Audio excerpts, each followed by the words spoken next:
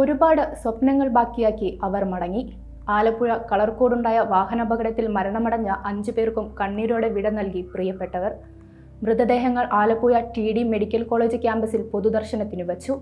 ഉച്ചയ്ക്ക് 12 മണിയോടെയാണ് പോസ്റ്റ്മോർട്ടം പൂർത്തിയാക്കി 5 വിദ്യാർത്ഥികളുടെയും മൃതദേഹങ്ങൾ മെഡിക്കൽ കോളേജ് ക്യാമ്പസിലേക്ക് കൊണ്ടുവന്നത്.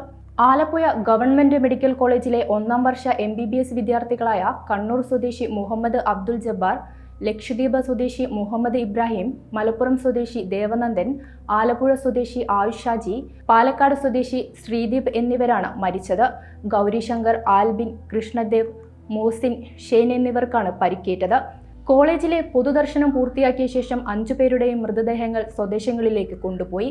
ലക്ഷദ്വീപ് സ്വദേശിയായ വിദ്യാർത്ഥിയുടെ കബറടക്കം എറണാകുളത്തായിരിക്കും നടക്കുക. ഡോക്ടർമാരായി പടിയിറങ്ങേണ്ട 5 പേരും എന്നേക്കുമായി ക്യാമ്പസിൽ തന്നെ മടക്കമായി. ആലപ്പുഴ TD മെഡിക്കൽ കോളേജിലെ ആദ്യവർഷ വിദ്യാർത്ഥികളായ 5 പേരാണ് തിങ്കളാഴ്ച രാത്രി ദേശീയപാതയിൽ കളർക്കോട് ചങ്ങനാശ്ശേരി മുക്കിന് സമീപം ബസ്സും കാറും കൂട്ടിയിടിച്ചുണ്ടായ അപകടത്തിൽ മരണപ്പെട്ടത്. അപകടത്തിൽ കാർ പൂർണ്ണമായും തകർന്നു. വാടകയ്ക്കെടുത്ത കാറിൽ സിനിമ കാണാൻ പോകുമ്പോഴായിരുന്നു അപകടമുണ്ടായത്. 11 വിദ്യാർത്ഥികൾ സഞ്ചരിച്ചിരുന്ന കാർ അമിതഭാരമുള്ളതായിരുന്നുവെന്നാണ് റിപ്പോർട്ട്.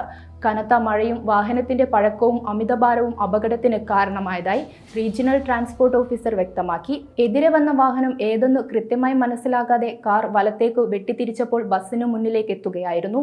കാർ 90 ഡിഗ്രി തിരിഞ്ഞാണ് ബസ്സിലിടിച്ചത്. കാറിൽ തിങ്ങി ഞെരുങ്ങി ഇരുന്നവർക്ക് ഇടിയുടെ ആഘാതത്തിൽ പരിക്കേറ്റിരിക്കാമെന്നും ഉദ്യോഗസ്ഥർ പറയുന്നു. കനത്ത മഴയ്ക്കിടെ തിങ്കളാഴ്ച രാത്രി 9:20-നായിരുന്നു അപകടം. ഗുരുവായൂരിൽ നിന്ന് കായംകുളത്തേക്ക് പോവുകയായിരുന്ന KSRTC ഫാസ്റ്റ് പാസഞ്ചർ ബസ്സും ആലപ്പുഴ ഭാഗത്തേക്ക് പോവുകയായിരുന്ന കാറുമാണ് കൂട്ടിയിടിച്ചത്.